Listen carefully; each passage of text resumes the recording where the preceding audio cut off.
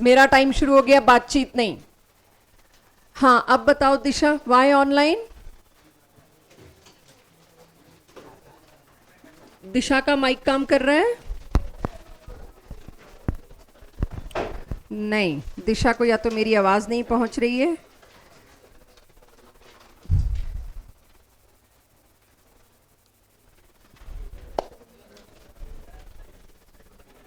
चलिए पहले तो हम शॉर्टकट मेथड पे आए, उसको रिवाइज करें, ठीक है?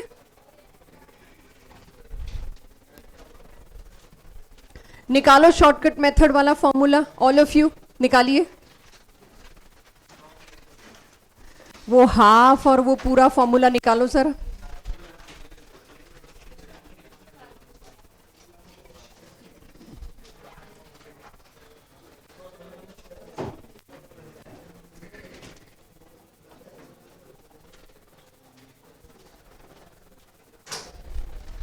जो शॉर्टकट मेथड है और लास्ट क्लास का टेस्ट है, अब तक सबको मिल भी गया होगा। शॉर्टकट मेथड आप किसी पर भी लगा सकते हो, आयंस पर, मॉलिक्यूल्स पर, किसी पर भी। जिस पर हमने लंबे मेथड से किया था उन सब पे भी लगाएंगे। There are two type of logics hair.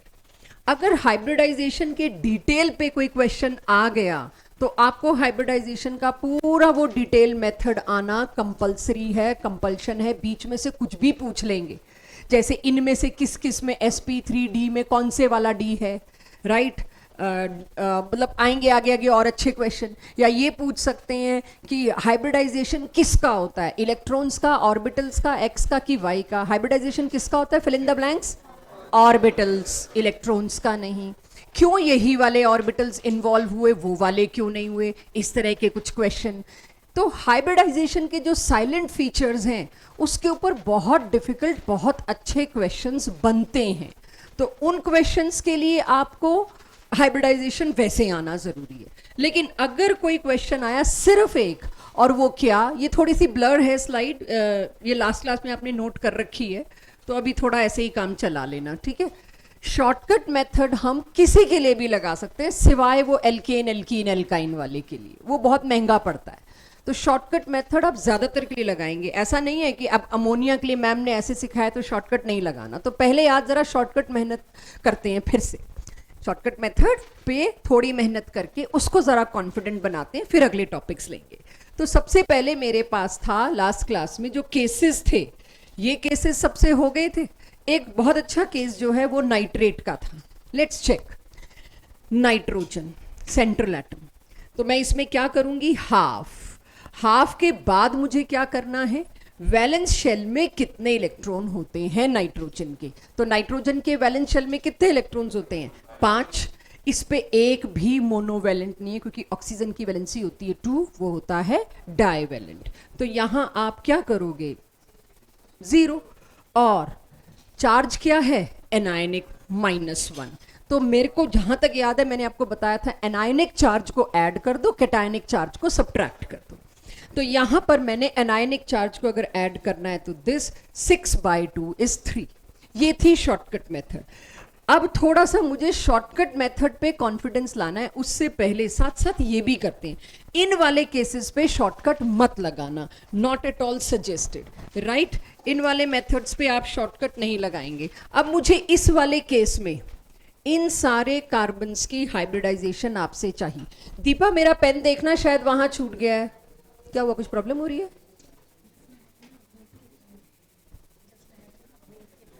हाँ ठीक है, क्या मतलब? नहीं नहीं, उसको बोलो इस चैप्टर के लिए वहां रहे। हाँ हाँ, बेसिक नहीं आएगा। नहीं नहीं, बिल्कुल। दीपा को बोलो मेरा पेन ला दे यार, मेरी क्लास जा रही है। हाँ जी, इस कार्बन की हाइब्रिडाइजेशन पूछने से पहले रिवाइज करा दूं। जिस कार्बन के चारों सिग्मा बॉन्ड होते हैं उसकी हाइब्रिडाइजेशन क्या होती है, sp3। एक pi bond sp2, 2 pi bond sp। क्योंकि साइलेंट फीचर्स में मुझे पता चला है हाइब्रिडाइजेशन में पार्टिसिपेट करने के लिए पाई बॉन्ड बिल्कुल इंटरेस्टेड नहीं है, वो कहेगा छोड़ दो मेरे को, राइट? अब इसके चारों सिग्मा बॉन्ड बने हुए, 3 तो हाइड्रोजन के साथ और 1 कार्बन के साथ। तो इसकी हाइब्रिडाइजेशन क्या होगी बच्चों, sp3। इसकी भी चारों सिग्मा दिखाई दे रहे हैं, sp3 sp2 sp2 sp what about nitrogen, अगर पूछती तो एस जैसी कोई हाइब्रिडाइजेशन नहीं, sp क्यों? एक लोन पेयर है इसके पास और एक सिग्मा बॉन्ड, दो आ गए, दो आते ही हाइब्रिडाइजेशन क्या हुई? sp। इन केसेस में तुम शॉर्टकट नहीं लगा सकते, इन केसेस में शॉर्टकट में गलती का पूरा चांस है, राइट? चलिए, ये सारे मैं पूछ चुकी थी। नाइट्रोजन की हाइब्रिडाइजेशन sp2 क्यों 2? एक सिग्मा, दो सिग्मा और तीसरा लोन पे, पाई को तो भूल जाओ, तीन हुए तो तीन का क्या है? sp2। ऐसे स्ट्रक्चर्स ऑर्गेनिक के नो शॉर्टकट, उसके अलावा हर जगह शॉर्टकट लगाएंगे। एक शॉर्टकट की प्रैक्टिस थोड़ी और के लिए, क्योंकि लास्ट क्लास में चलो एक विहान तो था ही, थोड़ा डिस्टर्ब था, बाकी भी कोई हो तो उसके लिए पहले मेरे को शॉर्टकट मेथड से बताएंगे, उसके बाद मैं आपको प्योर पुरानी कंजर्वेटिव मेथड, क्लासिकल मेथड से भी बताऊंगी। जितने भी बच्चे ऑनलाइन हैं, आज बहुत बच्चे ऑनलाइन हैं, मुझे कैमरा ऑन चाहिए इफ पॉसिबल। लोकेश को टाइफाइड है, आई एग्री। दिशा मेरे को आवाज़ ही नहीं पहुंच पा रही, शायद दिशा ने रिस्पॉन्स ही नहीं दिया, आई डोंट नो है कि नहीं है। Amayra, I need your camera on. Disha अगर हो तो माइक ऑन करो, नहीं तो मैं कॉल करवाऊँ कि seems Disha is not attending class by chance. हाँ जी, शॉर्टकट लगाइए I3 नेगेटिव पे। पहले मैं शॉर्टकट लगा रही हूं, ठीक है? हाफ आयोडीन के वैलेंस शेल में कितने इलेक्ट्रॉन होंगे? 7। उसके बाद क्या करते थे? कितने मोनोवेलेंट उसको सराउंड किए हुए, वो प्लस करते थे कि माइनस? परफेक्ट। तो अब लुईस डॉट स्ट्रक्चर बना लूं मैं, क्योंकि ये उन केसेस में है जिनको हमें हल्के हाथ में नहीं लेना चाहिए। शॉर्टकट है इसलिए मैं कोई डॉट शॉट नहीं बना रही। एक आई बीच में होगा और दोनों साइड दो और आई होंगे, तो मोनोवेलेंट में तो आ गया ये, राइट? उसके बाद कोई चार्ज है, हाँ, तो क्या हुआ? नहीं, नंबर क्या आया? 5। 5 का मतलब क्या हुआ? sp3d। एवरीवन, sp3d आया 5 से। अब 5 से जब sp3d आया तो आगे एक स्टेप और बढ़ती हूं मैं। 3 लोन पेयर हैं, हाँ या ना? अब ये कैसे पता चल रहा है 3 लोन पेयर है? अब उसके लिए लुईस डॉट स्ट्रक्चर का सहारा जो शुरुआत से चल रहा था, राइट? एक बॉन्ड इसने यहां बना लिया, एक यहां, बीच वाले आयोडीन के डॉट्स पूरे कर रही हूं मैं। 1 2 3 4 5 6 7। भाई एक अनपेयर्ड रह गया। अब अनपेयर्ड नहीं छोड़ सकते, आपको पता है वो बॉन्ड बनाएगा ही बनाएगा, अनस्टेबल है, तो किसी से क्या ले लेगा? उधार। वो उधार लिया तो क्या हुआ? नेगेटिव। ये रहा वो नेगेटिव चार्ज। तो मेरा लुईस डॉट स्ट्रक्चर कायदे से ऐसे पूरा हुआ। फिर मैंने लगाया शॉर्टकट, sp3d आ गया। मेरे को इसकी भी जरूरत नहीं थी, मेरा sp3d आ गया था। मेरे को जरूरत है, बाई चांस मेरे से ज्योमेट्री और शेप पूछ ली होती। ज्योमेट्री क्या है? 5 पेयर्स हैं जी, आप एक बारी को तो ट्राइगोनल बाइपिरामिडल लगाओगे, लेकिन निकल के शेप क्या आएगी? 3 लोन पेयर्स हैं, तीनों लोन पेयर्स किस पे गए? इस पे, इक्वेटोरियल पे। फाइनल शेप क्या आई? लीनियर। तो अब कोई ये कहे कि मेरे को हाइब्रिडाइजेशन नहीं आती, तो 2 तरीकों से निकालनी आती। यहां मैंने हाइब्रिडाइजेशन के लिए क्या इस्तेमाल किया? Shortcut method. लेकिन अभी डाउट्स, क्लास से थोड़ी देर पहले किसी एक की रिक्वायरमेंट थी और बिल्कुल सही रिक्वायरमेंट थी, इसको पुराने क्लासिकल मेथड से करके दिखाओ, मैं क्यों शॉर्टकट से करूं? तो लेट्स चेक। बीच में कौन था? आयोडीन। आयोडीन की कॉन्फ़िगरेशन ग्राउंड स्टेट क्या होगी? ये एक अपनी क्यूरोसिटी बहुत अच्छी है, हर एक के बस का नहीं है यहां तक सोचना।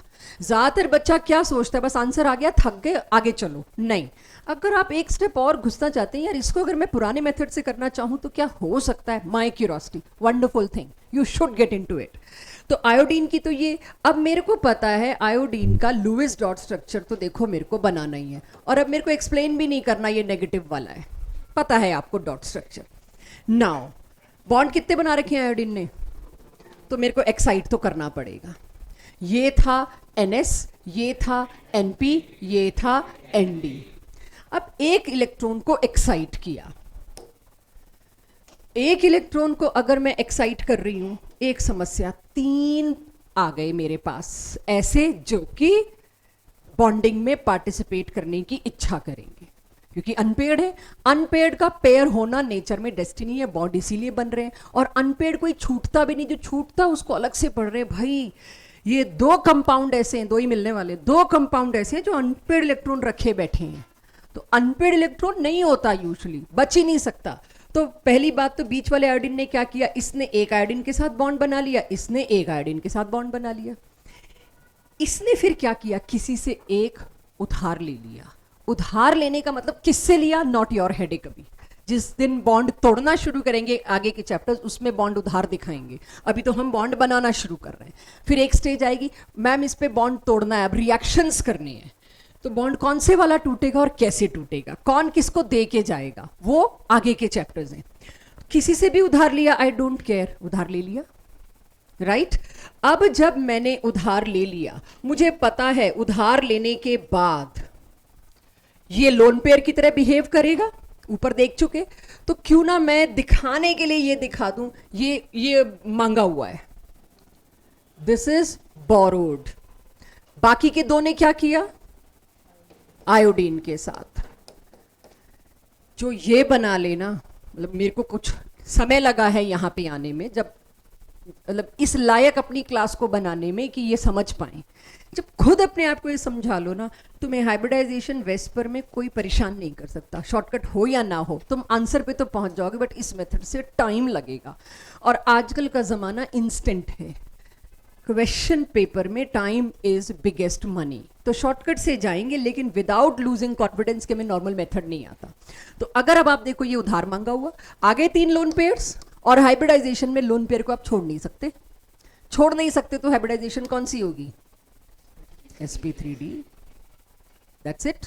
और मेरे पास अभी तक VBT के पॉस्टुलेट्स नहीं आए।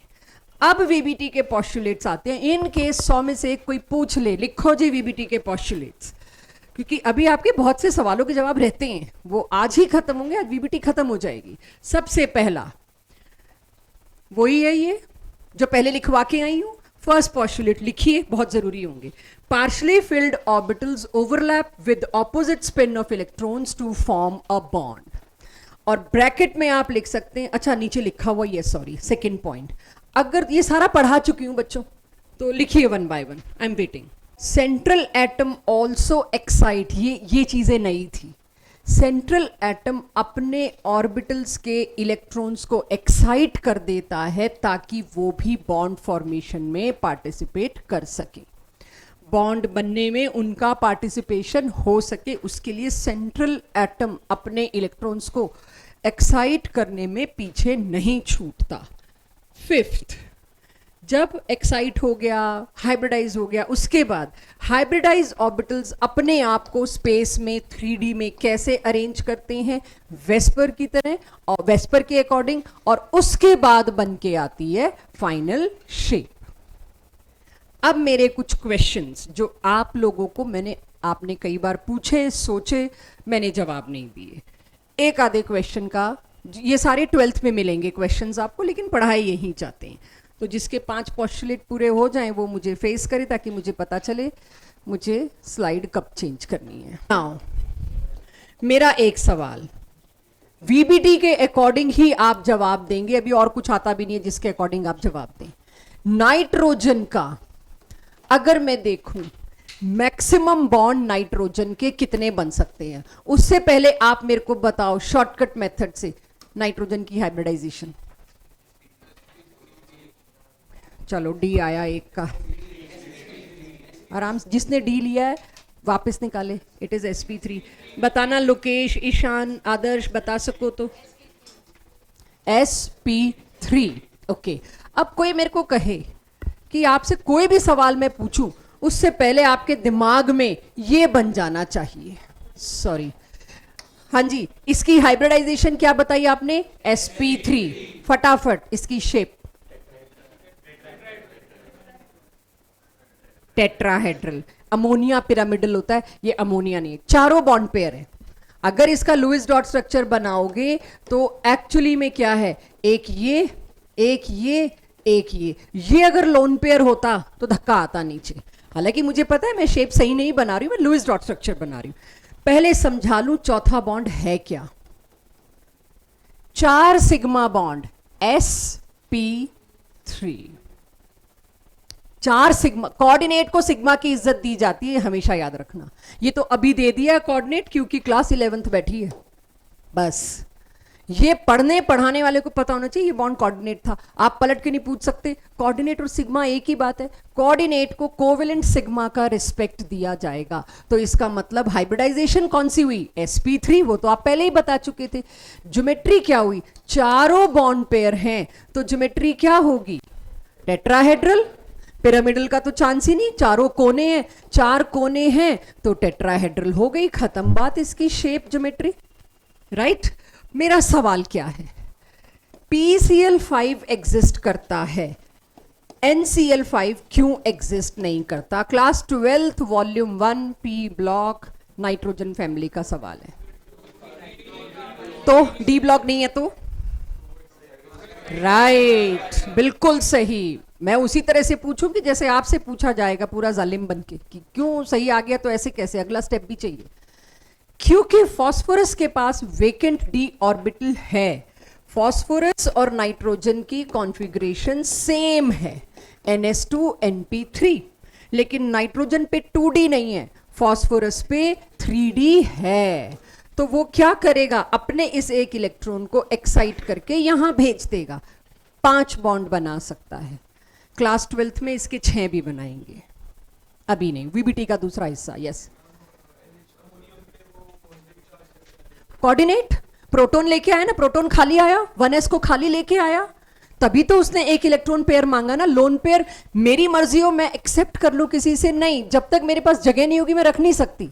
तो प्रोटॉन आया, ये कोऑर्डिनेट बॉन्ड फॉर्मेशन का पहला एग्जांपल था जिस दिन किया था। अमोनिया NH3, सामने कौन आया, H पॉजिटिव, H पॉजिटिव मतलब बिल्कुल खाली, वो इस पे आया, इसका लोन पेयर लिया और अपना पॉजिटिव चार्ज इसको दे दिया, ठीक है। डोनेशन तो करना ही पड़ा ना, तो जो डोनेट करेगा वो पॉजिटिव चार्ज लेगा। तो ऐसे सवालों के जवाब दे सकते हैं बच्चों, जैसे कि SO3 तो पॉसिबल है, सल्फर के बॉन्ड्स, SO3 में सल्फर ने कितने बॉन्ड बना रखे हैं, 6, 3 है तो 3 बॉन्ड नहीं, ये डाइवेलेंट है बच्चों, ये 2 बॉन्ड बनाता है, 6। सल्फर 6 बॉन्ड बना सकता है, ऑक्सीजन क्यों नहीं 6 बॉन्ड बना सकता? सल्फर के पास 3d है, कूद कूद के इलेक्ट्रॉन अनपेयर हो जाएंगे। ऑक्सीजन के पास 2d नहीं है, वो मैक्सिमम 2 ही बॉन्ड बना सकेगा, राइट। इसीलिए ग्रुप जिनके नाम पे है nitrogen family, oxygen family, boron family, वो ही मिसबिहेव कर रहे हैं, वो ही एनामोलस बिहेवियर दिखा रहे हैं, उनके बॉन्ड्स बढ़ ही नहीं सकते, नीचे वालों के सबके बॉन्ड्स बढ़ सकते हैं, सबके पास डी है। क्लियर ये बात? ऐसे सवाल 12th में आएंगे तो फेस कर लेंगे हम, अब ये इस बार 12th में ही मिलेगी चीज। अब आ जाते हैं आज के fresh proper topic, dipole moment. Resonance हो सका तो आज कराएंगे, नहीं हुआ तो नहीं कराएंगे जी। नाइट्रोजन के 4 तो बना ही दिए, मैंने सोचा वो तो समझ ही आ गई। Nitrogen can form maximum 4 bonds, whereas phosphorus can bond maximum 5 bonds. Why? Class 12th में phosphorus can form 6 bonds. Why? तो आप बताओगे, क्योंकि नाइट्रोजन के 4 कैसे बनते हैं वो बताओगे, ठीक है। और डीपीपी में ऐसे क्वेश्चन खूब मिलने वाले हैं आपको, आपकी प्रैक्टिस हो जाएगी। बहुत इंटरेस्टिंग टॉपिक है, सभी लोगों ने वेक्टर एडिशन पढ़ा हुआ है मैथ्स फिजिक्स में, तो वेक्टर एडिशन मेरा उतना स्ट्रांग नहीं है, ऑब्वियसली मेरा सब्जेक्ट नहीं है। आज की क्लास पूरी वेक्टर एडिशन पे है। अगर कोई मुझसे पूछे, पीरियोडिसिटी से हम पढ़ते आ रहे हैं पोलर बॉन्ड क्या होता है, किसी भी बॉन्ड में अगर 2 जो एटम जुड़े हैं उनमें इलेक्ट्रोनेगेटिविटी डिफरेंस हो तो उस बॉन्ड को हम पोलर बॉन्ड कह सकते हैं। और इस पे percentage, ionic character, Hannay Smith formula, Pauling scale सब दे चुकी, दोबारा नहीं दूंगी।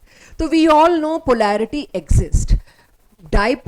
पोलर बॉन्ड का मतलब ये जिस जगह पर भी एक पोल बन जाए, negative pole and positive pole, उस चीज को आप डाइपोल कह सकते हैं। जैसे अर्थ इज पोलर, अर्थ एक डाइपोल है, similarly this bond is polar क्योंकि ये एक डाइपोल है। एक डाइपोल आगे जाके और आगे की केमिस्ट्री में पढ़ेंगे, एक डाइपोल एक मैग्नेट की तरह काम करता है। इस पूरे चैप्टर्स में से 2 ही जगह से मुश्किल क्वेश्चन जेईई एडवांस पकड़ता है, 2 जगह से। एक पकड़ता है एमओटी आगे आने वाली, और दूसरा ये चेक करने के लिए आपको वीबीटी, हाइब्रिडाइजेशन, वेस्पर तीनों आते हैं कि नहीं आते, डायपोल मोमेंट। डायपोल मोमेंट तब पढ़ा जा सकता है जब तीनों टॉपिक क्लियर हो जाएं। तो किसी को आपकी वीबीटी चेक करनी है, ये टॉपिक है। कैसे, अब पकड़ते हैं। यानी कि अब कोई मेरे से पूछता है कौन सा ज्यादा पोलर, तो आप कहोगे जिसमें इलेक्ट्रोनेगेटिविटी डिफरेंस ज्यादा है वो ज्यादा पोलर। लेकिन अब मेरे को कितना ज्यादा पोलर ये भी तो बताओ। ठीक है ये ज्यादा पोलर, बट इन दोनों की पोलैरिटी में फर्क कितना है, यानी आई need a new physical quantity. अब मेरी जरूरत है एक नई फिजिकल क्वांटिटी लाइए ताकि हम पोलैरिटी को मेजर करके एक वैल्यू दे सकें और उस वैल्यू को देख के बताएं हाँ जी ये इतना पोलर है, ये इतना पोलर है, दोनों की पोलैरिटी में इतना गैप है। Now I need a new physical quantity to measure polarity of a bond और ऑफ अ मॉलिक्यूल, और उस नई डायपोल मोमेंट नाम की एक क्वांटिटी को इंट्रोड्यूस किया गया। तो डायपोल मोमेंट का सिर्फ एक काम है, टू गिव अ वैल्यू जिससे पता चले ये कितना पोलर है।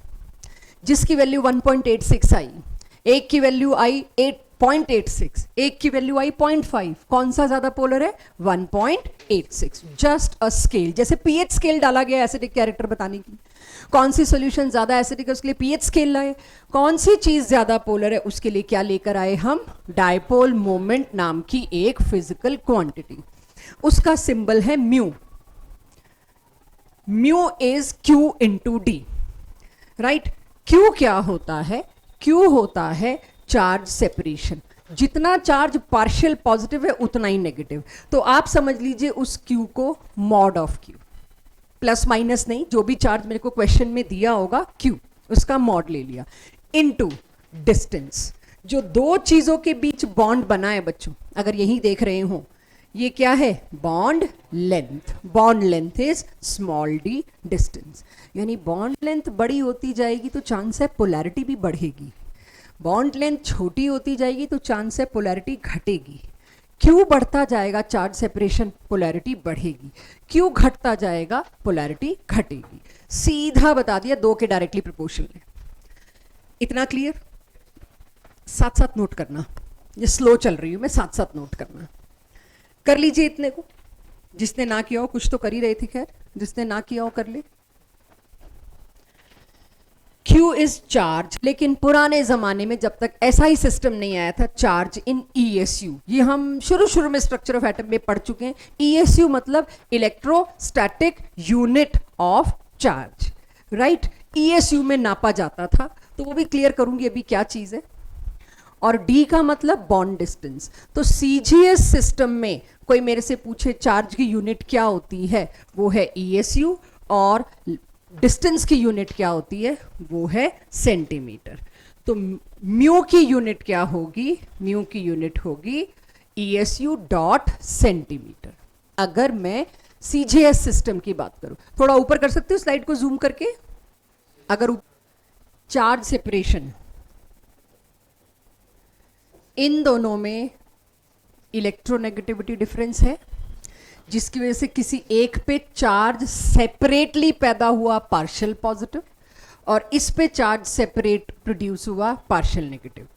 This is charge separation. इसकी वैल्यू मतलब चार्ज। क्यों आया है वो चार्ज, दो छोटे छोटे चार्जेस आपस में सेपरेट हुए हैं।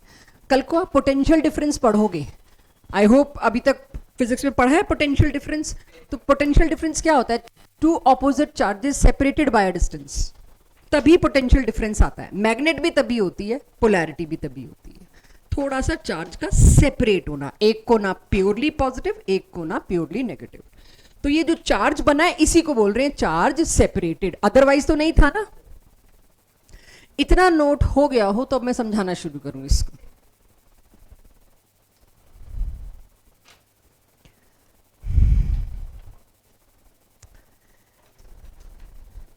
यहां पर म्यू की यूनिट पे बात हो रही है, मैं स्टार्ट कर रही हूं, ठीक है, बाकी साथ साथ कर लेना। हमें पता है म्यू यानी डायपोल मोमेंट क्या था, Q इंटू डी। Q माने वो चार्ज जो सेपरेट होके प्रोड्यूस हुआ है। चार्ज की यूनिट ESU में, बॉन्ड की यूनिट सेंटीमीटर में।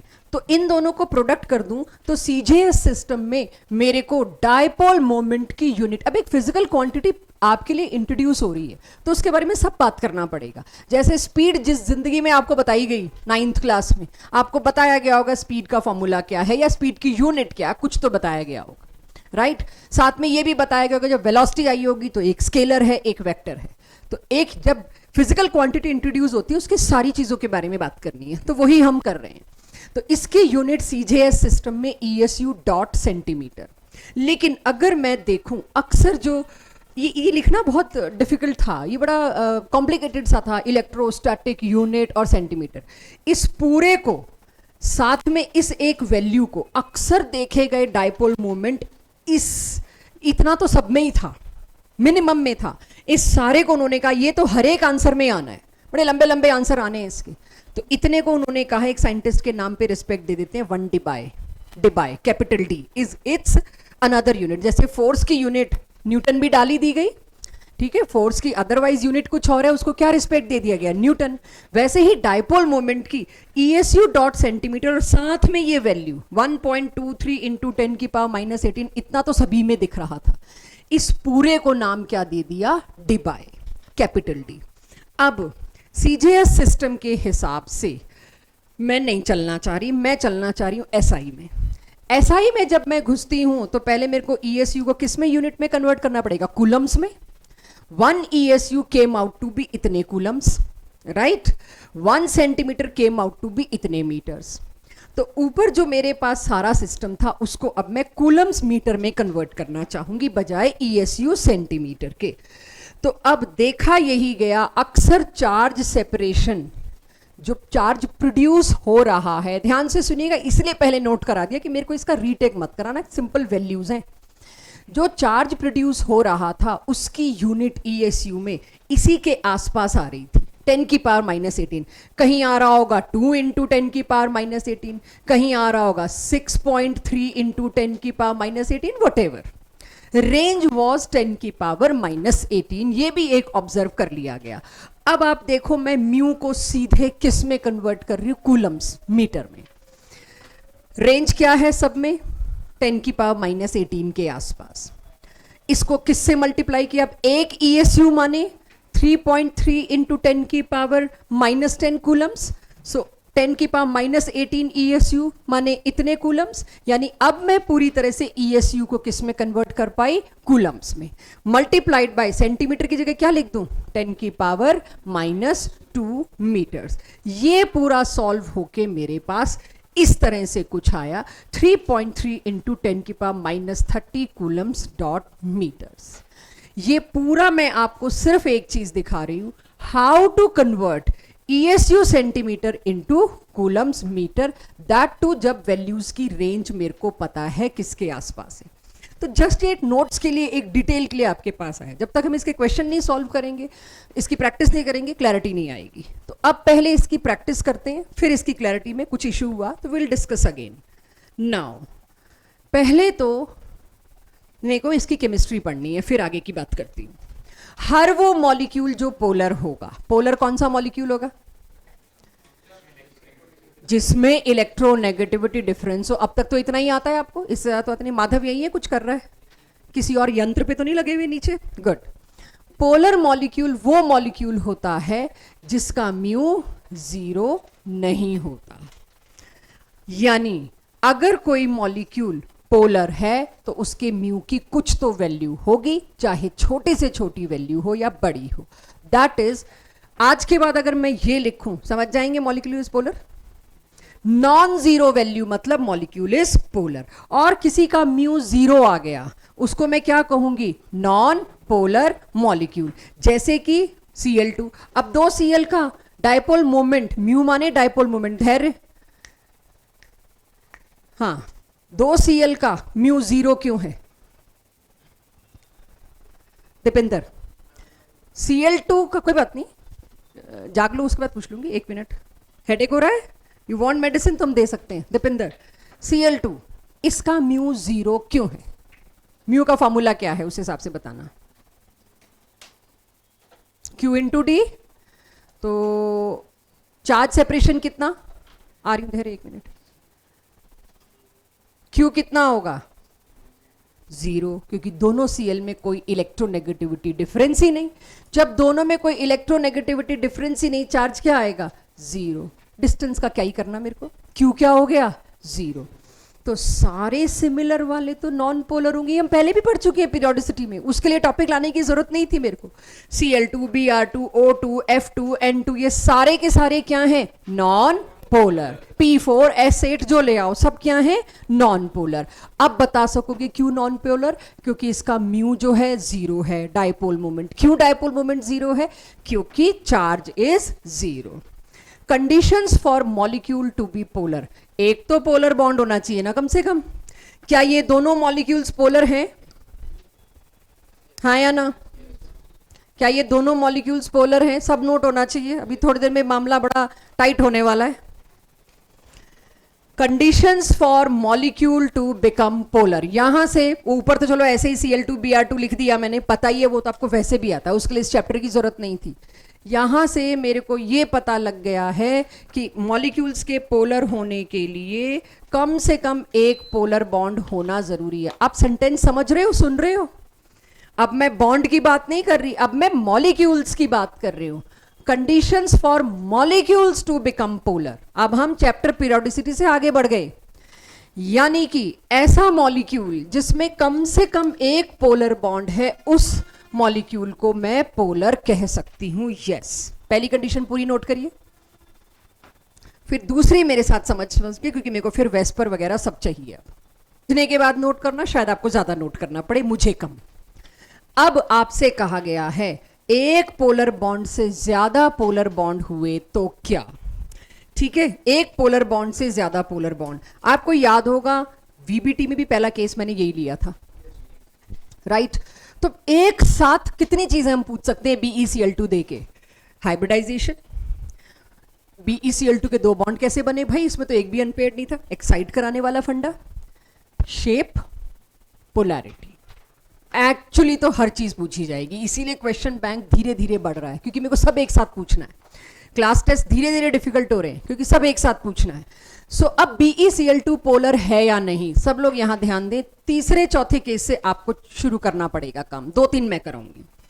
BeCl2 का पहले मेरे को एग्जैक्ट शेप बनानी पड़ेगी, लुईस डॉट से अब काम नहीं चलेगा। This topic is based on VSEPR shape.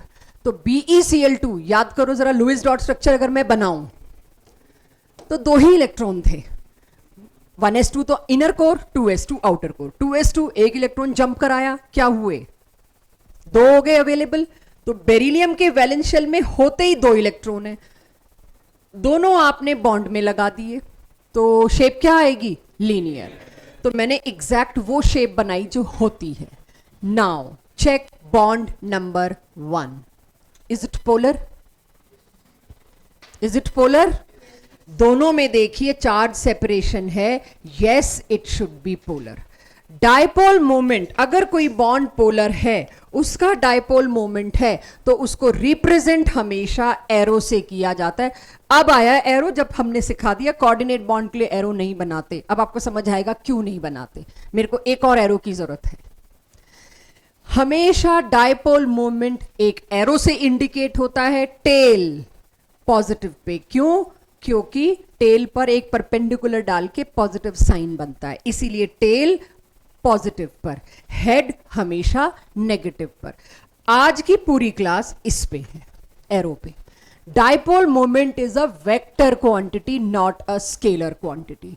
It has a direction, हमेशा इसका एरो का हेड किसकी तरफ होगा? नेगेटिव, टेल किसकी तरफ होगी? पॉजिटिव। ये उसी डायरेक्शन में लग रहा है, इसकी पूरी मैग्नेटिक फील्ड है भाई, और उसकी भी डायरेक्शन होगी, इलेक्ट्रिक फील्ड है उसकी भी डायरेक्शन होगी। It is a vector quantity. तो अब आप मेरे को बताइए, बॉन्ड नंबर 1 क्लियर है सबको, डायरेक्शन भी। बॉन्ड नंबर 2 चेक, उसकी भी। पहले मेरे को बताइए, दोनों में चार्ज सेपरेशन बराबर होगा, दोनों बॉन्ड्स में। बॉन्ड नंबर 1, क्योंकि इसमें भी बेरिलियम और Cl सेम इलेक्ट्रोनेगेटिविटी डिफरेंस, इसमें भी बेरिलियम और Cl same electronegativity difference. Yes, Q will be exactly same. तो इसका Q इंटू डी और इसका Q इंटू डी वैल्यू एकदम सेम आएगी, and they are exactly opposite. Vector addition में इतना पढ़ा होगा जब दो वेक्टर्स एकदम इक्वल और ऑपोजिट हो तो वो क्या हो जाते हैं, कैंसिल। मुझे लगता है इसको वेक्टर एडिशन ना कह के वेक्टर सब्ट्रैक्शन नहीं कहना चाहिए था, एक नॉन मैथमेटिक पर्सन की इच्छा है ये। जब तुम कैंसिल कर रहे हो तो यार इसको एडिशन क्यों कह रहे हो। I know it's vector thing, ठीक है, बट वैसे बता रही हूं। दो vectors equal and opposite, this और दिस, एक ही बुक को दोनों डायरेक्शन में और बिल्कुल इक्वल फोर्स लगा रहे हो, बुक बिल्कुल नहीं हिलेगी, because we are doing it in opposite direction. तो exactly equal and opposite, what should I say about this, what should I comment, ये मॉलिक्यूल पोलर होगा कि नॉन पोलर, ये नॉन पोलर होगा, जीरो हो गया ना इसका डाइपोल मोमेंट। इसका Q इंटू डी यानी इस बॉन्ड का म्यू और इस बॉन्ड का mu, resultant mu will be zero, net dipole will be zero. इसीलिए मैंने कहा समझने के बाद लिखना, आपको शायद ज्यादा लिखना पड़े। BeCl2 में because of two vector opposing each other, two dipole moment equal and opposite to each other, net mu becomes zero, therefore it is non polar। can you see, दो दो पोलर बॉन्ड होते हुए non polar हो गया और दोनों बढ़िया polar थे। अगर इतना किसी को समझ आया तो मेरा सवाल, पोलर और नॉन, आज की डेट में अगर मैं कह रही हूं कमेंट, एक ही बात, पोलर और नॉन पोलर। दिशा क्यों, ये भी तो ऑपोजिट थे, सॉरी ये भी तो ऑपोजिट थे। आधों के पास गलत आंसर है, डोंट हेजिटेट। साइज से क्या, मेरे डाइपोल मोमेंट के फॉर्मूले में साइज तो है ही नहीं, आज तो मैं प्योरली मैथमेटिकल टॉपिक पे चल रही हूं। डिस्टेंस कम, साइज छोटे होने की वजह से क्या होगा, बॉन्ड डिस्टेंस कम। फ्लोरीन छोटा है तो छोटा है तो ये डिस्टेंस कितना होगा, देखो मैंने छोटा ही बनाया है, तो इसका डी छोटा हो गया।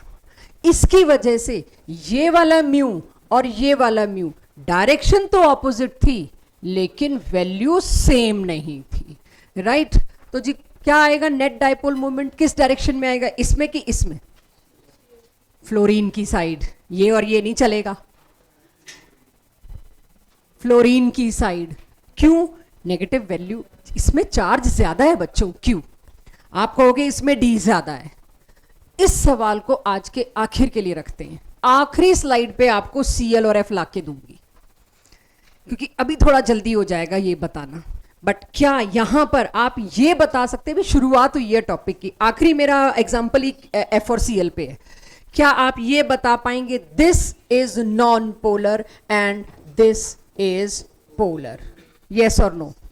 अगर ये बता सकते हैं तो मैं अगले पे जाऊं, नोट करिए इसको। Net dipole moment is my requirement in today's class, only net dipole moment, और कुछ नहीं करना आज। AlCl3, BCl3 और BF3। पहले तो मुझे बताओ इसमें बोरोन की हाइब्रिडाइजेशन, शॉर्टकट sp2 यानी तीन यानी ज्योमेट्री क्या हुई, ट्राइगोनल प्लेनर, 120 120 120 डिग्री एंगल, ठीक है, परफेक्ट। चलिए BF3 ले लूं, BCl3 ले लूं, AlCl3 ले लूं, सब कुछ सेम आने वाला है। ये जहां B लिखा है वहां Al लिख दूंगी, तीनों जगह पे चाहे Cl लिख दूं, तीनों जगह पे चाहे F लिख दूं, फर्क कुछ नहीं पड़ने वाला, सिमेट्रिक होगा। अब जरा ध्यान देना इसके बाद, क्योंकि अगली स्लाइड से आपकी पेन पेपर चलेगा। तीनों डाइपोल बनाए हैं मैंने, चेक, क्या तीनों की डायरेक्शन सही बनाई है गौतम, तीनों डाइपोल्स की डायरेक्शन सही है, एरो का हेड नेगेटिव की तरफ, टेल पॉजिटिव की तरफ, सही है। सबसे पहली चीज बच्चों डायरेक्शन चेक करना, गंदे से गंदे क्वेश्चन में आपसे यही होने वाला है गलत, क्योंकि Q और D तो आपसे कैलकुलेट करवा ही नहीं रहे, ना हम D दे रहे हैं ना Q दे रहे हैं, तो उसका हेड कभी लो ही मत। इस बॉन्ड नंबर 1, बॉन्ड नंबर 2 और बॉन्ड नंबर 3, तीनों में Q और D सेम होगा, तो भाई वैल्यू तो सेम है, तीनों डाइपोल्स और तीनों इक्वल हैं। अब अगर ये तीनों डाइपोल्स तीनों के तीनों इक्वल हैं तो मेरे को अब क्या करना है, नेट डाइपोल निकालना है। तीनों एक डायरेक्शन में तो है नहीं जो एक के पीछे एक मैं ऐड कर दूं, तो अब मुझे क्या निकालना होगा बच्चों, नेट डाइपोल। ट्राइगोनल प्लेनर अगर दिख रहा हो तो दिस, एक ऊपर और दो नीचे, एंगल 120 मैंने मैनेज करने की कोशिश की। अब इन तीनों के नेट डाइपोल को निकालना है।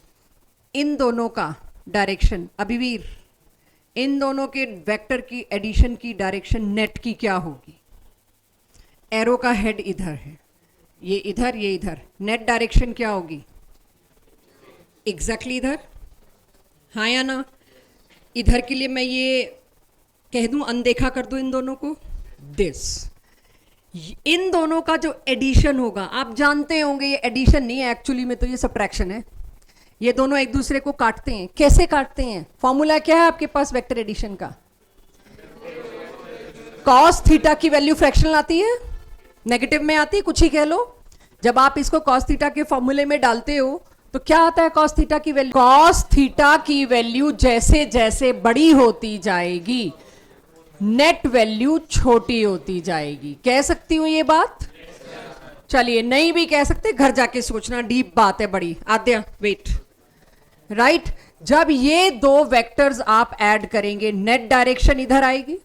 इन सिंपल टर्म्स वेक्टर एडिशन में प्लीज इतना आपको आता होगा, 1 + 1 2 नहीं होता। ये कह सकती हूं वेक्टर एडिशन में। आद्या बस हो गया, आप बहुत, बस आप दोनों को अलग पढ़ना है। आप एक क्लासरूम खाली पड़ा है, वहां एक दूसरे को पढ़ा लीजिए, यहां मैं ही पढ़ाऊंगी। तो अगर मेरे पास 1 और 1 एडिशन का मतलब ये मत ले लेना इस डायपोल मोमेंट, इस वाले बॉन्ड के डायपोल मोमेंट की वैल्यू आई 2 और इस वाले की आई 1, इसकी भी आई 2, तो 2 + 2 4 कर दें। नहीं, theta plays a role in that. वो एक नेगेटिव वैल्यू में आता है, नेगेटिव वैल्यू सब्ट्रैक्ट होती है, कम होता है उसके अंदर। तो यहां पर अब आप देखिए इन दोनों का जो नेट एडिशन आया वो कहां आया? इधर। अब मेरे पास यहां लगाने को नहीं, आई होप आप इमेजिन कर पाएंगे, इधर आया। तीसरा बॉन्ड कहां था मेरे पास? ऊपर। इन दोनों की वजह से जो आया नेट डायपोल मोमेंट, इन दोनों की वजह से वो कहां आया? यहां। This and this become equal and opposite.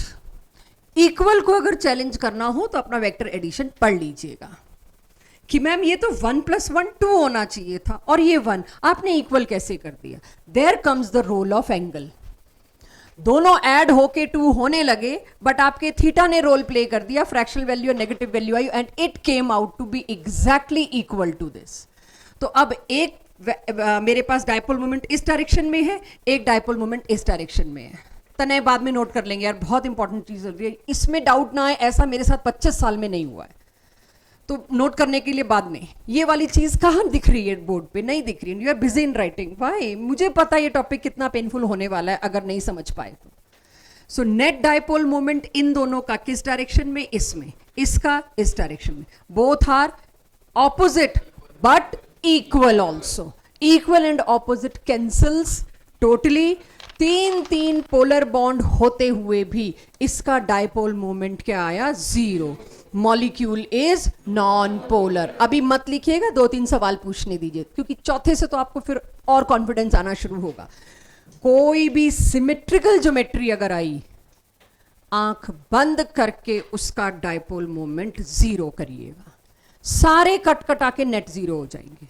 आपको ये इतनी कॉन्फिडेंटली कह रही हूं कि आपको करने की भी जरूरत नहीं है चेक, सारे कॉन्फिडेंटली आप करिएगा। और आप अपने वेक्टर एडिशन को लगाना चाहें, QD की वैल्यू मैं दे दूंगी, आप खुद ढूंढ लोगे, बट जरूरत नहीं पड़ेगी, क्योंकि यहां पे फिजिक्स वाला पूरा एडिशन करना नहीं है आपको।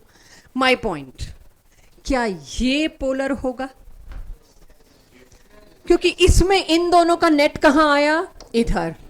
ऑपोजिट तो है बट इक्वल नहीं है, इसीलिए ये मॉलिक्यूल पोलर। अब नोट करो दूसरा एग्जांपल। PCl4 हो, CH4 हो। पहले मैं ये 2 देखना चाह रही हूं। एवरीवन एक बार कोशिश कर लेते हैं, इसी में बाकी सब भी कंफ्यूज होते हैं हर साल। ये 12th वालों को भी परसों दोबारा कराना पड़ा, क्योंकि उनका पहले ऑर्गेनिक के चैप्टर में हेलाइड्स, हेलोजेंस थे। इस पे है chapter 1 CH3Cl, CH2Cl2, Cl functional group पे। तो पहला टॉपिक है हमें डायपोल मोमेंट अड़ गया, और सभी बोलेगी वो चीज दोबारा कराओ, हम भूल रहे हैं, उसको याद नहीं आ रहा, कुछ तो अटपटा था। तो ये वो दोबारा वाली चीज है जो 12th में भी अक्सर करानी पड़ती है, नॉट टू माइंड। ये टेट्राहेड्रल है, ठीक है। किसी को लगता है पूरे लॉजिकल एक्सप्लेनेशन के बाद मानूंगा या मानूंगी? नॉट एट ऑल बैड, चलेगा। और किसी को होता है बस समझ आ गया, आई रिमेंबर इट, जब फंसे तो दोबारा पूछ लेंगे, लेकिन हम ज्यादा अपने आप को क्वेश्चन नहीं करेंगे। दोनों बातें इसको साथ लेके चलिएगा। ये तीनों के तीनों नीचे वाले बॉन्ड CCl4, ये भी पोलर है, ये भी पोलर है, ये भी पोलर है। ये एंगल क्या है? 109।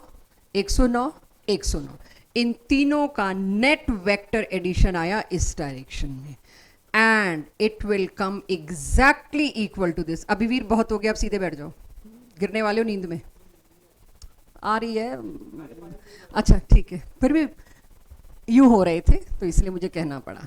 दिस एंड दिस दोनों क्या हुए? Equal and opposite, again cancel each other. इसका म्यू फिर क्या हो गया? 0। अब ये बिना मॉडल के आप नहीं समझ सकते, बुक्स में दे रखा है कंप्रेस करके डैश एंड वेज, नहीं समझ आएगा आप लोगों को। जब जरूरत हो हमसे दोबारा समझ लो, इस मॉडल से दोबारा समझ लो। सवाल ये नहीं है, ये नीट और जेई में 3-4 साल कॉन्टिन्यूस दिया है, 1 साल जेई में, फिर 1 साल नीट में, 1 साल जेई में, 1 साल नीट में। बस फर्क क्या है, ये वन ऑफ द ऑप्शन था। इन 4 में से किस में डायपोल मोमेंट का ऑर्डर गलत लगा है? तो 4 सीक्वेंस लगा रखी थी। अब वही केसेस हैं, अब सिर्फ केसेस है, टॉपिक खत्म है, अब यही करेंगे हम बस। तो इसका तो आप फटाक से 0 दे दोगे, लोएस्ट सबसे कम डायपोल मोमेंट इसका, क्योंकि इसका 0 है। एक सीएल आ गया, बाकी के 3 क्या है? एच। अब ये बिल्कुल अलग केस है, फिर से देखते हैं बच्चों। अब जो मेरे पास सीएल है उसको मैं कलर बदल देती हूं। दिस, ये ऊपर ग्रीन वाला क्या है? सीएल, ये तीनों क्या है? सीएच।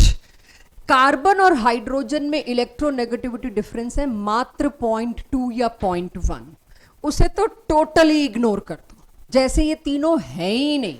इन तीनों का डायपोल मोमेंट नेग्लिजिबल है, क्या ऐड करके। और आपने देखा ना एडिशन में तो और कम ही हो रहा है। जब आप जानते हो 1 + 1 + 1 3 नहीं होना है, तो 0.2 + 0.2 + 0.2 0.6 तो नहीं होना, वो भी बहुत कम होना है, 0.1 शायद, 0.2 शायद। और इसका डायपोल मोमेंट Cl क्लोरीन बहुत ज्यादा है, 2 के आसपास, 3 के, तो 0.1 को वो क्या ही करेगा। तो कार्बन और हाइड्रोजन के बॉन्ड को पोलैरिटी के टाइम इग्नोर करने की आदत डाल लीजिए, बुरा मत मानिएगा, ठीक है। कौन रह गया? अकेला एक, इट इज पोलर, और उसकी डायरेक्शन नेट डायपोल मोमेंट इस डायरेक्शन में। तो देखिएगा, अब इसमें आप कहो मैम इसको तो आपने साइड में बना दिया है, राइट।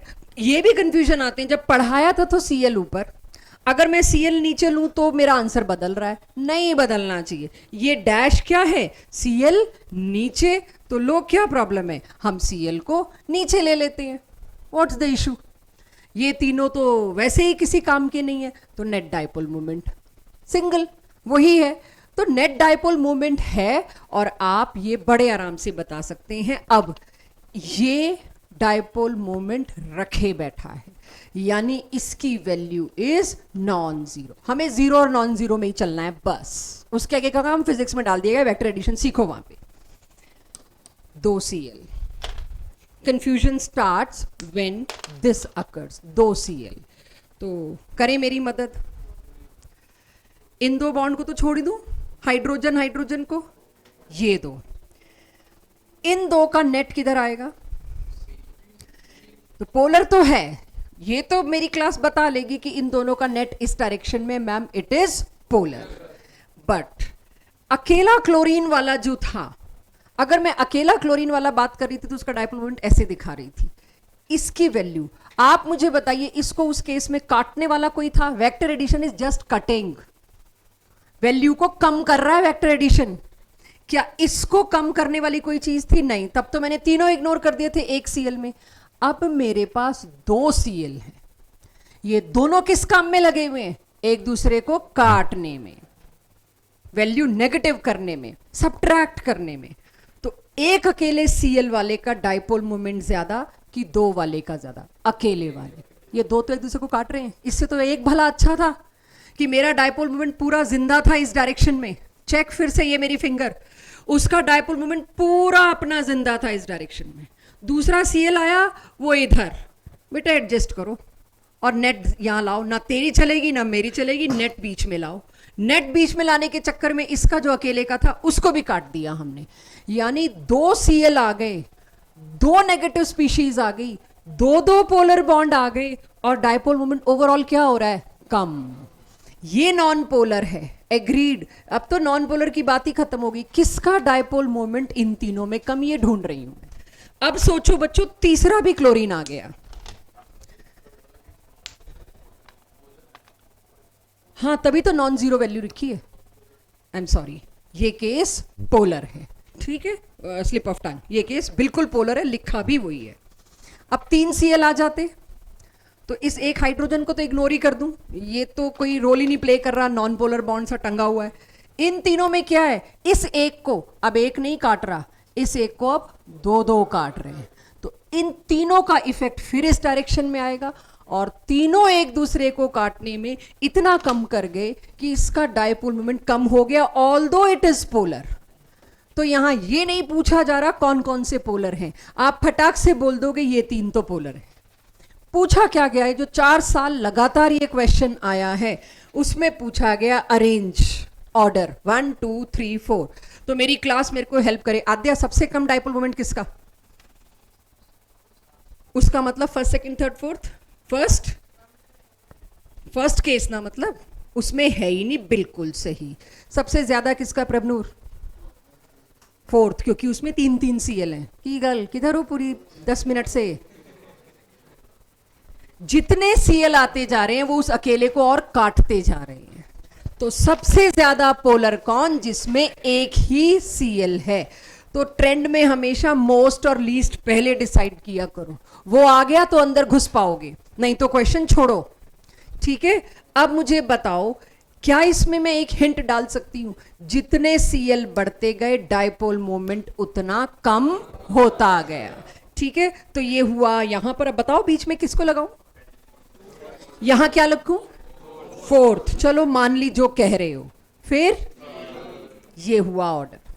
और जिस दिन आप केमिकल बॉन्डिंग का पास्ट ईयर देखें, इस क्वेश्चन को बहुत बार देखेंगे, राइट। चलिए अब मुझे बस इतना बताइए, ये पोलर की नॉन पोलर? जितना अब तक समझे, वैल्यू पे कोई नहीं लाएगा केमिस्ट्री में, आपको ला ही नहीं सकते, हमें ही नहीं आता। पोलर क्यों? इन दोनों का नेट इस डायरेक्शन में, इन दोनों का नेट इसकी डायरेक्शन में, बट इक्वल नहीं होगा, इसीलिए इट इज पोलर। इसका म्यू 0 नहीं होगा। इतना आ गया तो हमारा डायपोल मोमेंट का काम हो गया। वेक्टर की डिटेल में मैं नहीं जा सकती, आता ही नहीं, मैं क्या जाऊंगी, जरूरत ही नहीं है, ना हमें पढ़ना आता ना पढ़ाना। अगेस कौन सा पोलर कौन सा नॉन पोलर? और both are polar, both are non polar. तने, अनिकेत, कोशिश करिए, रोहन, धैर्य। फर्स्ट वाला नॉन पोलर। आगे आने वाली केमिस्ट्री में आप पढ़ेंगे, जब दो ग्रुप एक दूसरे के डायगोनल लगे होते हैं उसको बोलते हैं ट्रांस। ट्रांस वाली स्पीशीज हमेशा नॉन पोलर, क्योंकि both are opposite and equal. जब दोनों एक ही साइड हैं ऑफ द डबल बॉन्ड उसको बोलते हैं सिस। ये क्या होगा? पोलर। इसका म्यू नॉन जीरो और इसका म्यू 0। अब मेरी क्लास जानती है म्यू 0 का मतलब क्या है? Non polar. एनीथिंग। सिस और ट्रांस ऐसे कैसे बोल दिया, इसको इग्नोर कर देना, कुछ नाम देना था दोनों को तो दे दिया। सिस ट्रांस पूरा तसल्ली डिटेल में आने वाला है। तो इस वक्त सिवाय इस डिस्कशन के कि मैम आपने इसको सिस और ट्रांस क्यों बोला, समझ लो इन दो मॉलिक्यूल्स को नाम देना था, दे दिया। तो अगर आपसे एक लैंग्वेज एसर्शन रीजन में ये आ जाए, cis form is non polar, trans is polar, correct और incorrect? Cis form is polar and trans is non polar. उस वक्त आप खड़े होके ये नहीं पूछेंगे सिस और ट्रांस क्या होता है, बस। सिस और ट्रांस लास्ट चैप्टर में आएगा। लेकिन आई डोंट वांट कि जो अदर बुक्स आप करें उसमें एक भी ऑप्शन आपको छोड़ना पड़े, मैम सिस ट्रांस नहीं आता हमको। सिस ट्रांस मतलब ये। तो अभी आज के चैप्टर में आपको ड्रॉ करके दूं तो बताना आना चाहिए कि कौन सा पोलर कौन सा non polar. Can we raise the level of question now? अब ये क्लास 12th के हैं, किसी को लगे मेरे को नहीं आ रहा, कोई चारा नहीं है, अब छोड़ोगे 12th में करना है, 12th बोर्ड में तो आने ही आने हैं, राइट। तो 12th बोर्ड के लिए जब पढ़ेंगे तो दोबारा देख लेंगे। नाउ बातें कम भाई, इसका डायरेक्शन थोड़ा अंदाजा लगा लेंगे, बीच में मिल रहा है तो एंगल क्या होगा? घड़ी के एंगल देखे होंगे आप लोगों ने, राइट, वैल्यू तो देनी नहीं है मेरे को, सिर्फ ज्यादा कम देना है।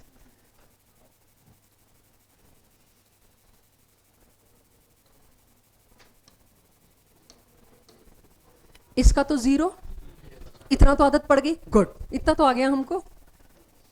इसका म्यू 0।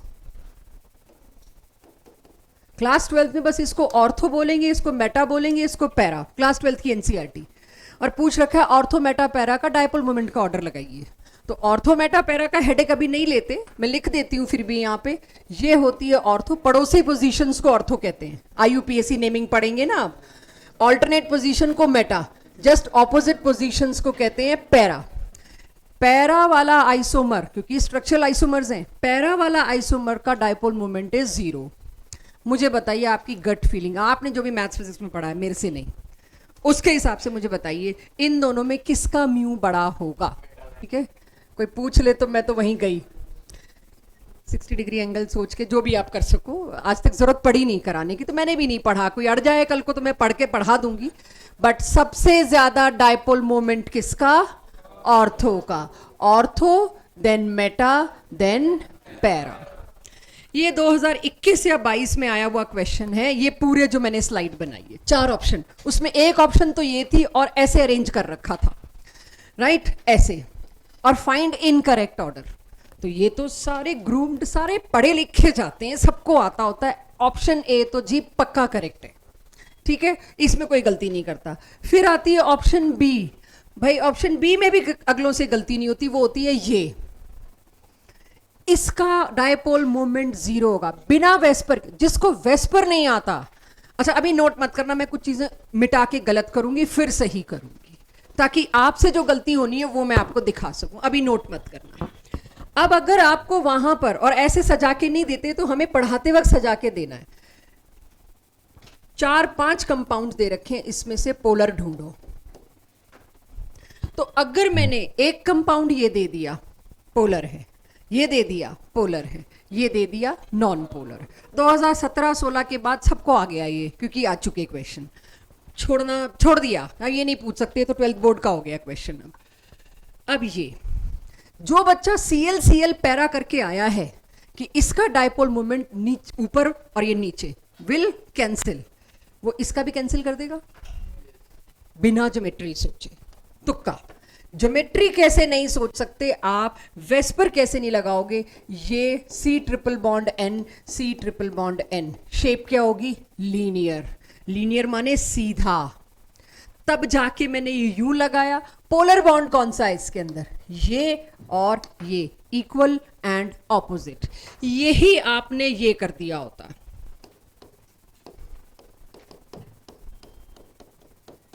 क्या प्रॉब्लम थी इसमें गौतम? यही क्या प्रॉब्लम थी इसमें? मैंने तो लुईस डॉट सही बनाया, मैंने वेस्पर सही नहीं बनाया। क्यों भाई, क्या गलती है वेस्पर में? ये एंगल, रुको, ये एंगल मैं क्या बना रही हूं? थोड़ा और कर लो यार, 90 या 95 या कुछ भी बना रही हूं मैं। थोड़ा किसी ने टेढ़ा भी बना दिया तो चलो जी 100 बना दिया होगा आपने। दिख रहा है ये 90 बनाया।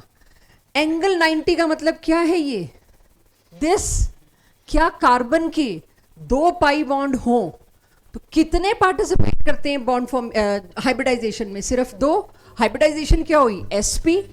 ज्योमेट्री कौन डिसाइड करता है? सिर्फ सिग्मा बॉन्ड। सिग्मा बॉन्ड कितने हैं? 2। जब 2 ही बॉन्ड है तो वो 90 पे लगेंगे? नेवर, वो लगेंगे 180 पे।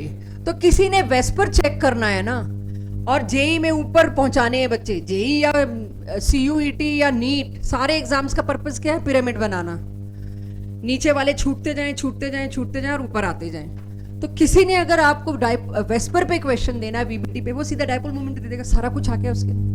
तो अब मुझे पता होना चाहिए कार्बन का ये बॉन्ड और कार्बन का दूसरा सिग्मा बॉन्ड, उसमें एंगल 180 डिग्री ही होना चाहिए। और वो किसके साथ बन रहा है? नाइट्रोजन के साथ। उसके बाद आ गए सीन में पाई बॉन्ड तो मेरी लीस्ट प्रायोरिटी पे है। जिसने डायग्राम ऐसे बनाया वही बता पाएगा इसका म्यू इज 0। क्या फर्क पड़ता है? CN ऐसे लिख के भी पैरा है, हम तो रट के गए थे, पैरा वाला म्यू हमेशा 0 होता है, डाल देंगे। फिर अगले साल एक और एग्जाम्पल के साथ आ गए, 2OH। अगेन अभी नोट मत करना, कैसे दिया गया, और पास्ट ईयर में बड़ा मिलेगा आपको, उस वक्त याद आएगी, हाँ मैम ने क्लास में बोला था दिस। जो तो पैरा वाली बात समझ के अच्छा बच्चा, एक अच्छा बच्चा समझ के गया है, दो पैरा ऑपोजिट म्यू जीरो, ये भी सी और ओ बॉन्ड, सी और O bond equal opposite zero. भूल गए एक और पोलर बॉन्ड है ओ एच। सी और ओ ने तो एक दूसरे को कैंसिल कर दिया, ओके, लेकिन आप भूल गए यहां पर एक और पोलर बॉन्ड पड़ा हुआ था ओ एच, और जब तक आप उसकी सही ज्योमेट्री नहीं लगाओगे आप उसको सही जगह पहुंचा नहीं सकते हो। तो सही ज्योमेट्री किधर लगी हुई है? ये एंगल अप्रोक्सीमेटली 104 के आसपास है, मेरे को तो अप्रोक्स पता होना चाहिए ये। तो आप सोचिए इसका डायपोल मोमेंट इस डायरेक्शन में, इसका डायपोल मोमेंट इस डायरेक्शन में। मैंने ओ पे, अब आप देखो ना, किसी एंगल से एक दूसरे के बिल्कुल ऑपोजिट नहीं आ रहे। नेट अगर मैं बताऊं तो इसका किस डायरेक्शन में जाएगा? देखिए मैं रेड कलर से कर रही हूं 4 बॉन्ड, चेक, 1 2, अभी लोन पेयर के केसेस आई नहीं, वो आगे शुरू होने हैं। बस इतना बता दूं, ये कैंसिल नहीं करेगा। क्यों नहीं करेगा? Because it is not equal and opposite. Equal और ऑपोजिट लीनियर में हो सकते हैं बस, ये एंगल्स वाले में इक्वल एंड ऑपोजिट नहीं होंगे, थोड़ा बहुत काटेंगे एक दूसरे को बस। तो ये क्या हुआ? Non polar.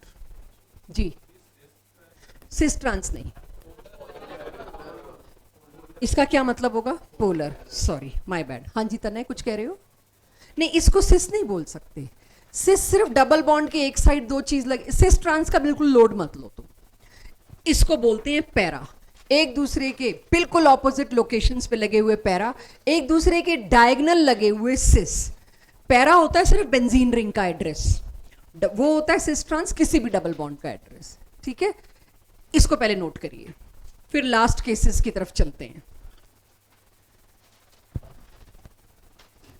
ये सारे क्लास 12th की एनसीईआरटी के केसेस हैं। हाँ, यहां केस नंबर जी से मैं एनसीईआरटी से बाहर निकल गई हूं, 2 साल की।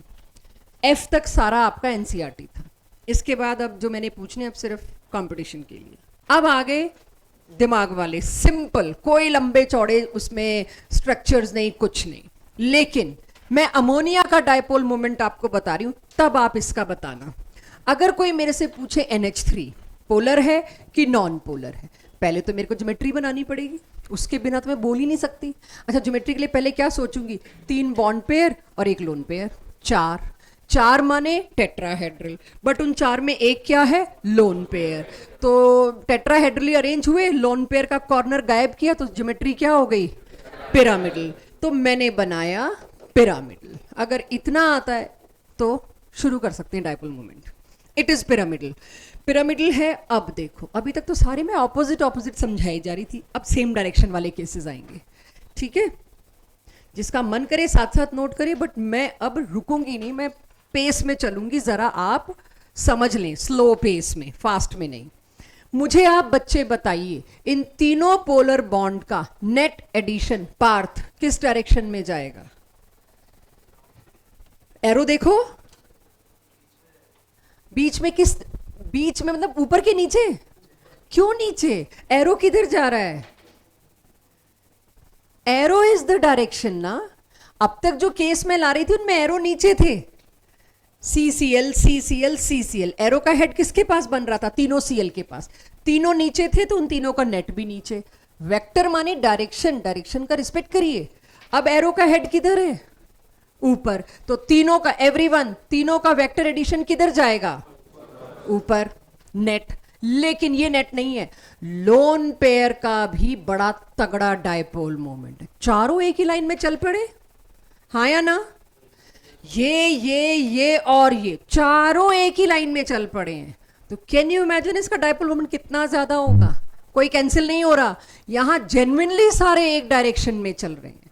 तो जो नेट डायपोल मोमेंट आएगा वो काफी बड़ा आएगा। That is why ammonia is a polar solvent. Ammonia के नाम के आगे ही पोलर जोड़ दिया है, ये इतना पोलर है। और इस चैप्टर के एंड तक पता चलेगा इसकी पोलैरिटी की वजह से इसकी बॉन्डिंग की लास्ट में कैटेगरी अलग बनाएंगे, हाइड्रोजन बॉन्डिंग। भाई ये हाईली पोलर 3 केस आ गए, इनको तो मैं किसी से कंपेयर ही नहीं कर सकती। कंपेयर नहीं कर सकती, इसलिए इनके लिए एक अलग लेक्चर लगेगा हाइड्रोजन बॉन्डिंग के नाम का। डीपीपी अलग आएगी, आखिरी डीपीपी हाइड्रोजन बॉन्डिंग, जो सिर्फ 3 केस में होती है जिनका डायपोल मोमेंट बहुत हाई होता है। उनमें से एक हुआ अमोनिया। तो अमोनिया क्या कि पोलर लगाएंगे तो बुरा लगेगा। मैं लोन पेयर भी साथ चल पड़ा उसी डायरेक्शन में। Now my answer question what ever, इसका कम क्यों? लोन पेयर तो इसमें भी है। इलेक्ट्रोनेगेटिविटी फास्फोरस की कम, क्यू तो कम ही हो जाएगा। Q इंटू डी में क्यू डोमिनेट कर जाता है, क्यू कम होगा। तो क्योंकि इसकी इलेक्ट्रोनेगेटिविटी कम होगी, तो यहां मैं लिख देती हूं इलेक्ट्रोनेगेटिविटी कम होने की वजह से PH3 फॉस्फीन का डायपोल मोमेंट कम होगा, अमोनिया का डायपोल मोमेंट बहुत ज्यादा होगा। राइट, चलिए ये आपकी इस साल की एनसीईआरटी बैक एक्सरसाइज का क्वेश्चन 90% स्कूल पेपर्स में आता है। धैर्य, एक ज्योत, जल्दी नहीं दीजिएगा। माधव, हाँ धैर्य, फ्लोरीन वाले का ज्यादा, एक का आंसर आ गया, फ्लोरीन वाले का ज्यादा। तब तक तुम लॉजिक सोचो, तब तक हाइड्रोजन वाले का ज्यादा। मैं एरोज बनाती हूं, फिर देखते हैं। सॉरी, ये आपके स्कूल पेपर्स का है।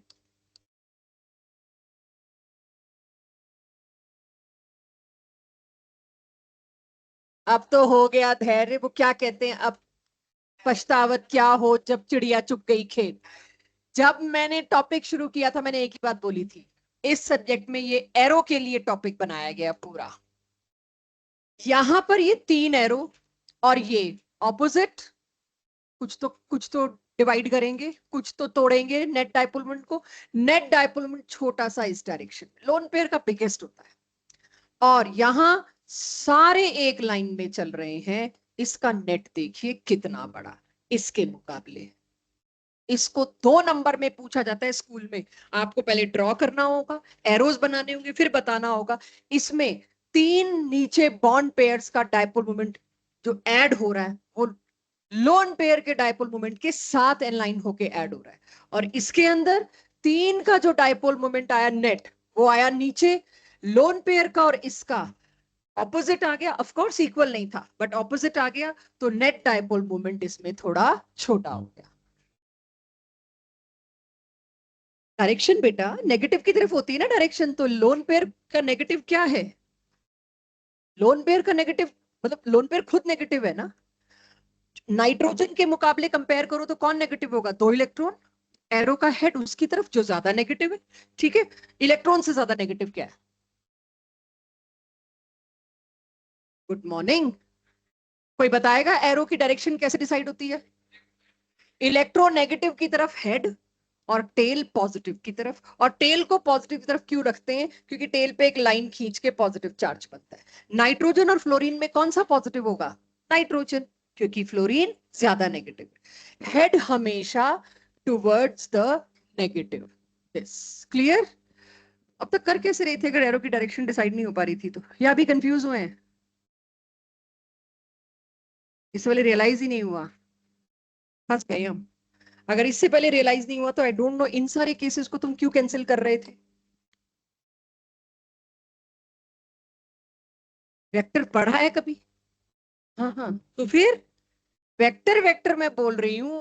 हंसी मजाक भी बहुत की आज मैंने अपने ऊपर लेके कि मेरे को आप लोगों से ज्यादा वेक्टर आता है। पूरा सार्काज्म अपने पे लिया ही बताने के लिए, बच्चे वेक्टर सोच लें क्या होता है। वेक्टर डायरेक्शन के बिना कैसे पढ़ते हैं हम? तो ये दोनों ऑपोजिट थे, तभी तो किल कर रहे थे एक दूसरे को। सो आई डोंट नो, मेरे लिए थोड़ा सा शॉकिंग है, बट इट्स ओके, बच्चे हैं आप लोग, कुछ भी गलती हो सकती है। आ गया सबके पास ये? नोट हुआ ना हो, आगे चलते हैं। कॉन्सेप्ट आ गया? ये आपके स्कूल पेपर्स का क्वेश्चन है, कहीं मेरे को इसके लिए जाना नहीं है पूछने के लिए लंबा चौड़ा, बिना डायग्राम के। अब कोई बनाएगा नहीं, यहां सोचो, देखू मेरी वेस्पर किधर खड़ी है, मेरी पीपीटी किधर खड़ी है। SO2 और CO2 यहां सोचो, गलत सही सब चलेगा बच्चों, ज्यादा होगा। और CO2 का 0, CO2 का 0 बोलो। आंसर सही था तुम्हारा, मुझे गलती ढूंढनी थी। अब सबके दिमाग में आना चाहिए था कार्बन डाइऑक्साइड ऐसा, इसके दो ही सिग्मा बॉन्ड, दो ही बॉन्ड ज्योमेट्री डिसाइड करेंगे, लोन पेयर है नहीं, linear linear equal opposite, zero, SO2। अब इसमें बेंट, जैसे ही आपका SO2 बेंट, वेस्पर की प्रैक्टिस है।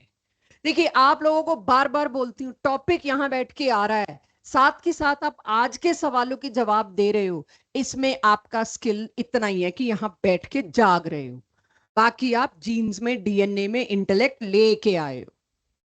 आपको पिछली क्लास का याद है और उसको आप कनेक्ट करके दे पा रहे हो, जैसे यहां से मिला बेंड, ये आपका स्किल है जिस पे हम डिपेंड कर रहे हैं, माँ बाप भी हाथ जोड़ रहे हैं, हम भी हाथ जोड़ रहे हैं, पढ़ लो पढ़ लो पढ़ लो, ये आपका स्किल है। राइट, सो SO2 बेंट कैसे आया, अब एक बार सोचते हैं, कोई कैसे सोचे एकदम से बेंट, रटा रटाया नहीं, इसका लुइस डॉट स्ट्रक्चर सोचा, यहीं के यहीं सोच लिया, 6 होते हैं, दो ऑक्सीजन का 4 सेट हो गए, 4 बॉन्ड और एक लोन पेयर, लेकिन 4 बॉन्ड में से 2 बॉन्ड कौन से हैं, पाई, यहां आए 2 सिग्मा और एक लोन पेयर।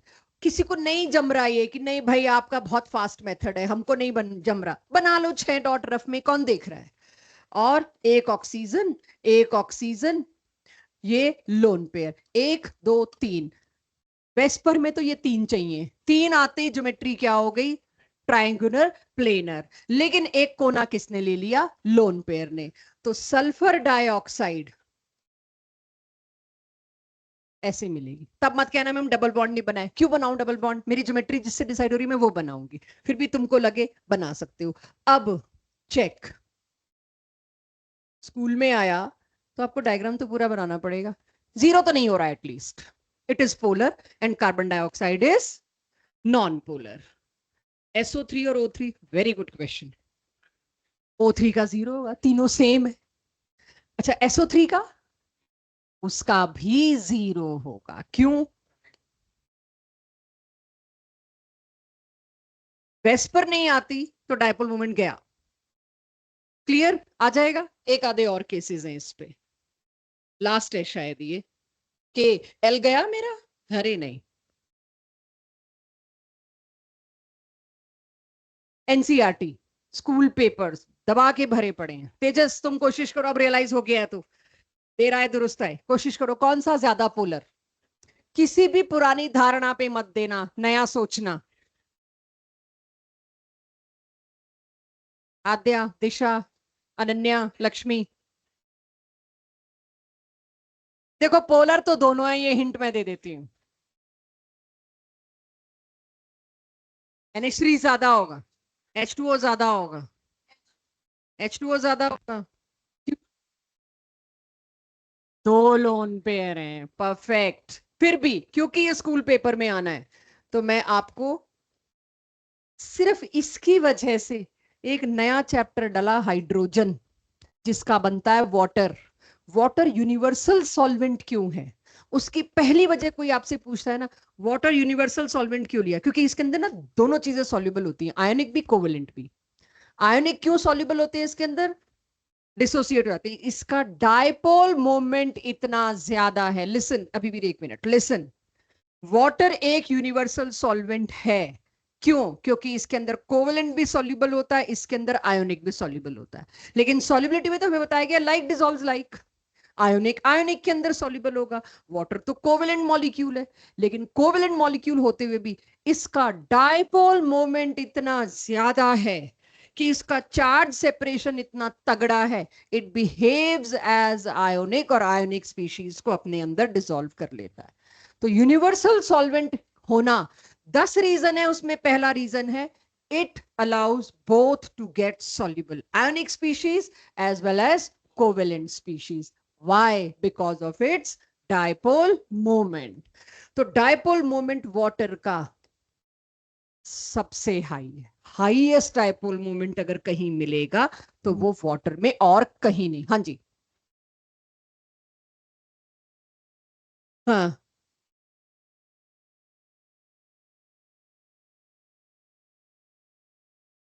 देखो लोन पेयर में एक सबसे बड़ी समस्या क्या आ गई, it has no d, distance नहीं है इसके अंदर, तो इस पे मैं वो जेन्युइन वेक्टर एडिशन लगा नहीं पाऊंगी, क्यू इनटू डी नहीं है मेरे पास, but it has such power in that direction. बस वहां लेंथ ही नहीं है, डी नहीं है, तो कोई भी मेरे को उठ के चैलेंज कर सकता है, इसका आपने एरो बना कैसे दिया, इसका डी नहीं है, डी जीरो हो गया। तो वो चीज मैं यहां नहीं क्लेम कर सकती, ठीक है।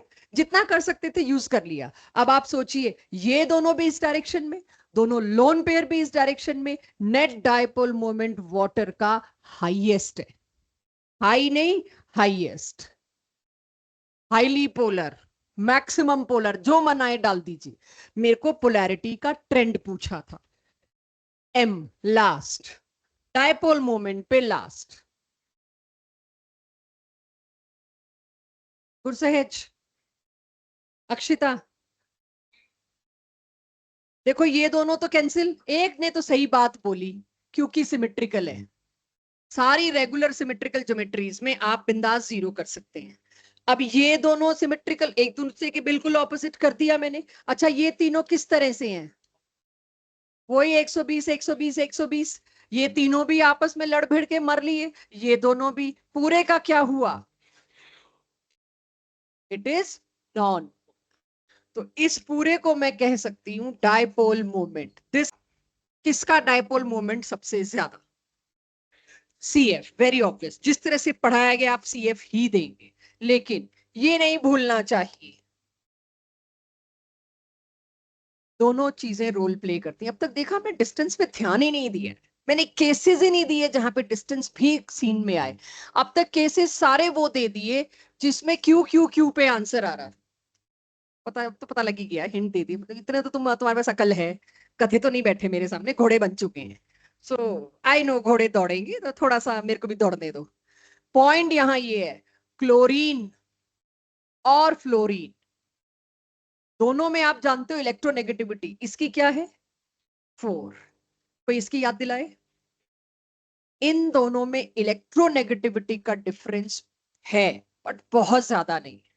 जैसे हम ओ और एच में देख रहे थे, एन और एच में देख रहे थे, जितने भी केसेस देखे, सी और एफ में देख रहे थे, सी और सीएल में देख रहे थे, बहुत ज्यादा डिफरेंस था, 1 से ज्यादा डिफरेंस था उन केसेस में, तो क्यू पे ही सारे जवाब आ रहे थे। क्लोरीन और फ्लोरीन में जो क्यू है उसमें डिफरेंस सिर्फ 0.5 का है, लेकिन जो डिस्टेंस है ना डी, वो आप पीरियोडिसिटी चैप्टर पढ़ के आए हैं, पहले मेंबर के बाद दूसरे मेंबर में साइज का कंसिडरेबल इंक्रीज होता है, फिर उसके बाद नॉन कंसिडरेबल, वो स्क्रीनिंग इफेक्ट आ जाता है और उतने नहीं फैल पाते जितना फैलना चाहिए।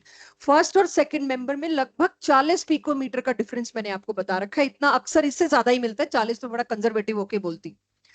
क्लोरीन इतना बड़ा हो गया कि इन फर्स्ट केस, जो केस 1 है मेरा CCl, उसमें डिस्टेंस इज लार्ज एंड जो उसका Q है इज नॉट सो स्मॉल, वो इतना छोटा नहीं है, नॉट सो स्मॉल। किसके कंपैरिजन में बात हो रही है यहां पर, CF, not so small in comparison to CF। कौन डोमिनेट कर गया प्रोडक्ट में, Q इंटू डी में Cl, क्योंकि उसमें डिस्टेंस डोमिनेट कर गया, इस वजह से सबसे ज्यादा डायपोल मोमेंट इसका, फिर का, फिर बता दो Br, क्योंकि उसके बाद इलेक्ट्रोनेगेटिव ये, फिर सबसे कम इलेक्ट्रोनेगेटिव। यानी आज की पूरी लेक्चर में एक ही केस लाई जिसमें डिस्टेंस ने कुछ रोल प्ले किया, बाकी सारे केसेस जिस प्लान से चल रहे थे वो ही। तो आपको मैंने कहा था एक CLF का केस आया था शुरू में, और मैंने कहा था वो मेरी आखिरी स्लाइड पे जाएगा इस टॉपिक के, शुरू शुरू में एक मैंने ये केस ले रखा था। तो इसमें CF CF CL CL, जब मैंने ये पूछा दोनों में से नेट कैंसिल तो होना है, बट कौन बड़ा होगा, ये बड़ा होगा, ये नहीं, तब बता देती, थोड़ी ज्यादती होती, जल्दी होता। अभी तो मैंने लास्ट ईयर कि 11th को ये केस नहीं कराया था, आपको कराया है कि इतना अब हम ले सकते हैं कि अगले साल ये NCERT में आएगा, 12th बोर्ड का क्वेश्चन है, तो आपको इजी रहेगा। ठीक है, that's all about today's class.